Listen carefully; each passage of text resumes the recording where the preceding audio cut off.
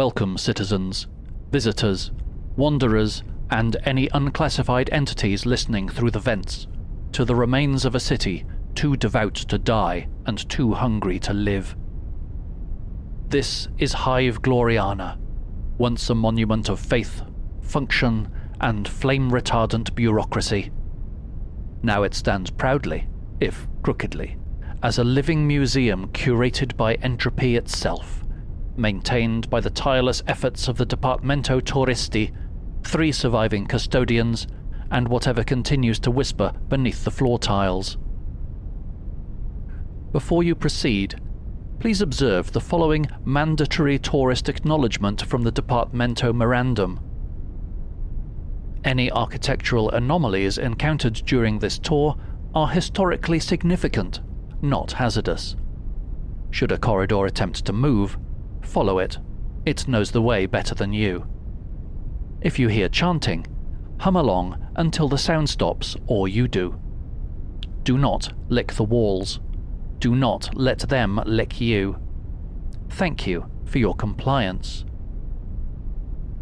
Below you, Hive Gloriana stretches into shadows and upwards into dust, a vast and wheezing relic of devotion, industry, and unfortunate architectural decisions. The lights flicker in greeting, or warning, or because the grid is powered by hope and loose wires. Please step carefully. The railings are decorative, the floor is optional, the tour is compulsory.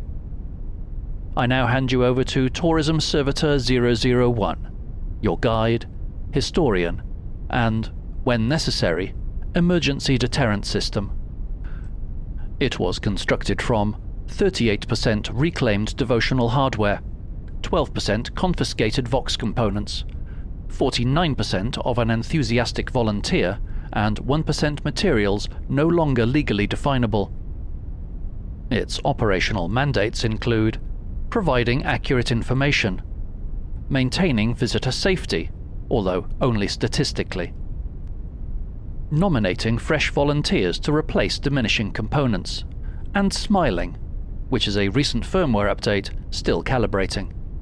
When ready, please follow Tourism-Servitor 001, slowly if alive, faster if pursued. The walkway into the outer concourse crackles under each step, brittle as sugar glass, glittering with powdered lumen filament. It's beautiful in the way broken things often are, sharp, sparkling, and extremely likely to remove a toe if you aren't careful. Banners from administration's long turn to mulch still hang overhead. Once vibrant proclamations of loyalty, now bleached to featureless shrouds. If you run your fingers over the surface, not recommended, you can feel the faint indentations of old slogans pressed into the dust. Something like, prosperity through scarcity. Or possibly, obedience yields oxygen.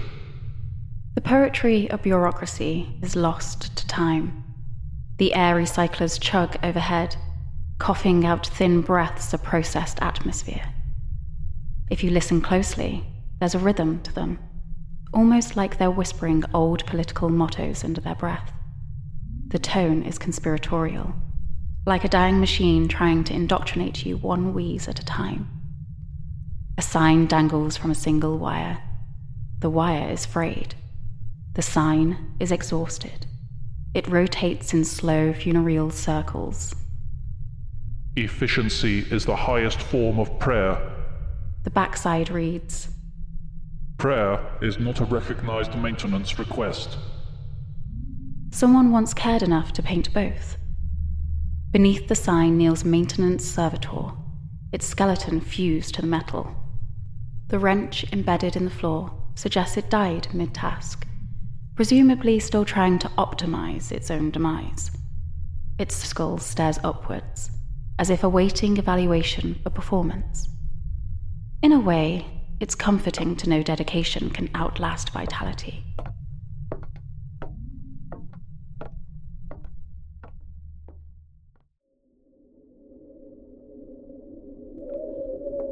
Moving deeper, the outer concourse opens into the grand atrium of the Brevity Market. Once the pride of Hive Gloriana's mid-level commerce, now a mausoleum for capitalism. Stalls line the walls in precise military rows. Each one holds the dusty remains of life's alleged necessities. Long-spoiled nutrient bars, rust-flaked cutlery, devotional pamphlets promising moral fulfillment in easy monthly installments. Someone, bored, desperate, or ironically artistic, has scrawled new prices across the storefronts in dried blood. Hope, 3 units per kilo. Sanity, negotiable. Regret, free with purchase. The merchants still sit at their stands, impeccably posed. Their hands are cupped in the universal gesture of payment, please. Their hollow eye sockets stare with the optimism of people who truly believed the next customer was only moments away. A child's toy lies beneath one of the tables, a ration chit stamper shaped like a smiling skull. Its teeth are charmingly crooked. Press its handle and it chirps a cheerful, mechanical, "Transaction approved." Press it again, and again, and on the 4th press, it laps. The 5th press is not encouraged. This was once a place of exchange, of bustle and barter. Now it's a museum to want, preserved in the precise moment desire died.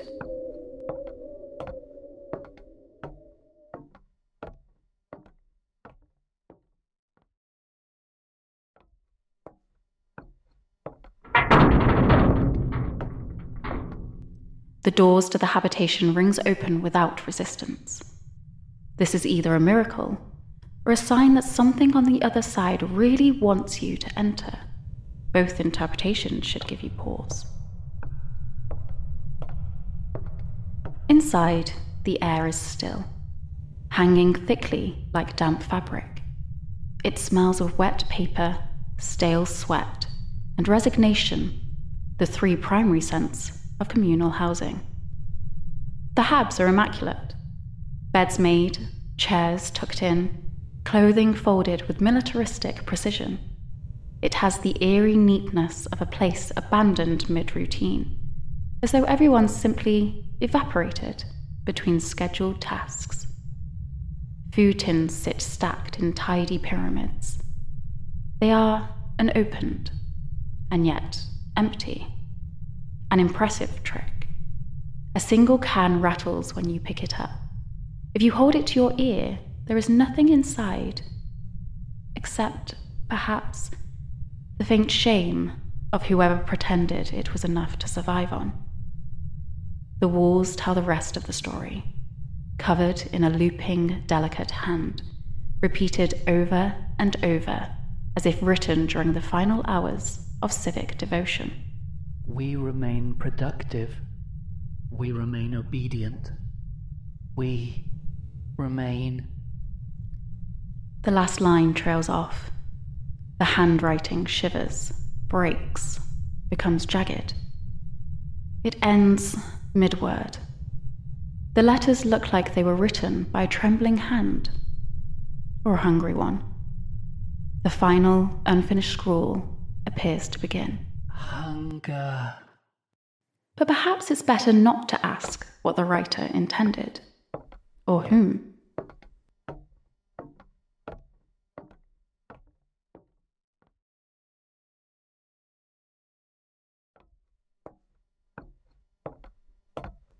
The corridor leading to the Chapel of Digestive Mercy still slopes as if it remembers cues. Lines of citizens shuffling patiently, reverently, hungrily.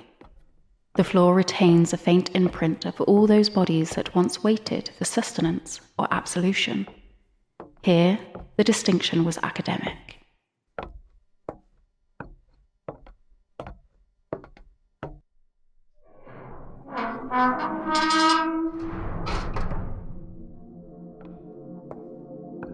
The chapel itself occupies what used to be a ration distribution point.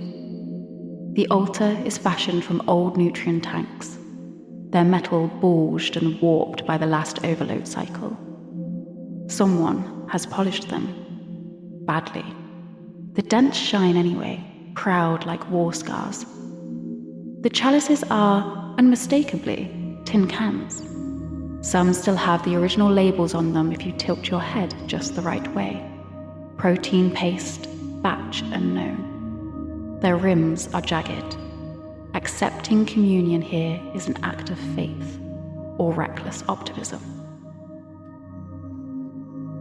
The Vox altar mounted to the wall fizzles, a broken tongue in a metal mouth. It repeats its single surviving litany in a voice that is both too thin and too loud. Hunger is the body's way of showing faith.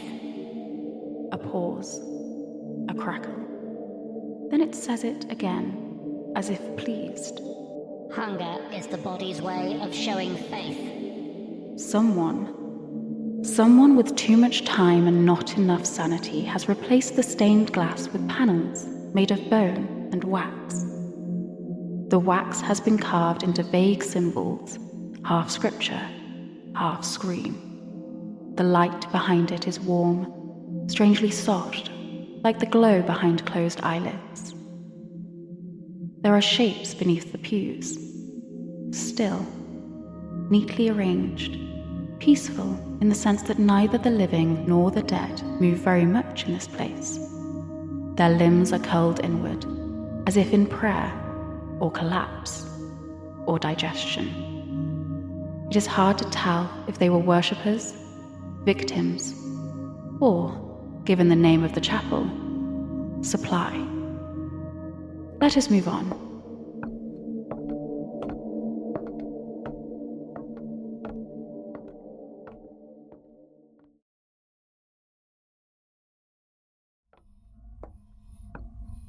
The corridor narrows as the hive's appetite thins. The air tastes metallic, like someone is chewing on old coins behind your teeth. The scriptorium of grain accounting's doors hang open, swollen and cracked from moisture. Inside, the walls are lined with ledgers towering stacks of paper, greyed by mildew and time. Each ledger is a coffin of numbers, fossilized bureaucracy at its most devout. Skeletal scribes sit where they fell, still clutching their abacuses as if salvation were a calculation away. Their finger bones rest lightly on the beads, frozen mid-audit. If you listen closely, the beads clack when the air shifts, as if the dead are still double-checking figures from the afterlife.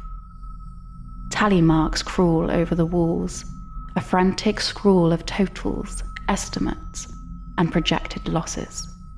They stretch floor to ceiling in every direction. Some cross over doorways and windows, as if someone was trying to calculate their own odds of escape and gave up. One page, preserved under a thin layer of grime, reads, Projected grain yield, negligible. Recommended course, prayer. The ink trails downward in streaks. Tears, grease, despair given physical form. In this place, any of the three is equally reasonable.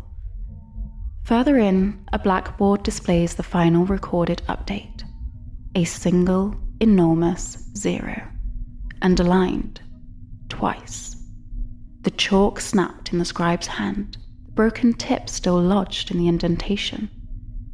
Someone tried very hard to balance a ledger that had already eaten them.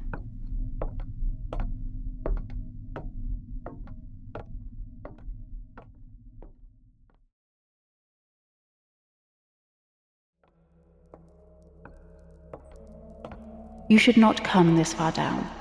This is the Vox grave. The hive discourages the curious with architecture, atmosphere, and, occasionally, teeth. The towers here rise like the ribs of a dead colossus, their frames humming faintly with old frequencies. Their box arrays droop like wilted antennae, still catching whispers from cycles that no longer exist. The air vibrates, not enough to shake you, but enough to remind you your bones are hollow tubes built to resonate. Static crackles around you, soft as breath, cold as anticipation. It feels like someone is speaking with their mouth pressed directly against your ear. When I inhale, the static inhales. When I pause, it waits. When I whisper, it answers. It tells me the hive isn't empty, merely silent between transmissions. It tells me the famine wasn't starvation, but conversion, a transition from flesh to signal, that those who died here didn't vanish, they simply turned themselves to a different frequency. It tells me the hive is listening, always listening, and that the living are simply those who haven't learned how to harmonize yet. When I whisper back, my own voice trembling through the hum, the towers lean in. The static wraps itself around the words like a hand around a throat. And it answers. It always answers.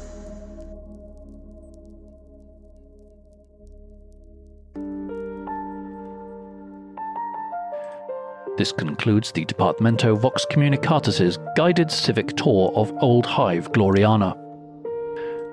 We thank you for your loyalty, your silence, and your willingness to be documented for training, auditing, and, should the need arise, witness statements. Your participation has been logged, cross-referenced, and tentatively approved, pending review by no fewer than 6 subcommittees, 3 theological auditors, and 1 very tired scribe who has forgotten how to blink. If you have survived this transmission with mind and limbs largely intact, please proceed to the nearest functioning shrine for mandatory spiritual recycling. This process may involve prayer, reflection, or the surrender of small, unnecessary organs. You will be informed which. On behalf of the Hive, the Sanctum, and whatever still rattles in the conduits below, Ave Imperator. May your obedience remain more stable than our infrastructure. Host Servitor 241 was played by Richard Roberts. Tourism-Servitor 001 was played by Mandy Rose. Vox Sanctum Gloriana is an Evil Lighthouse production.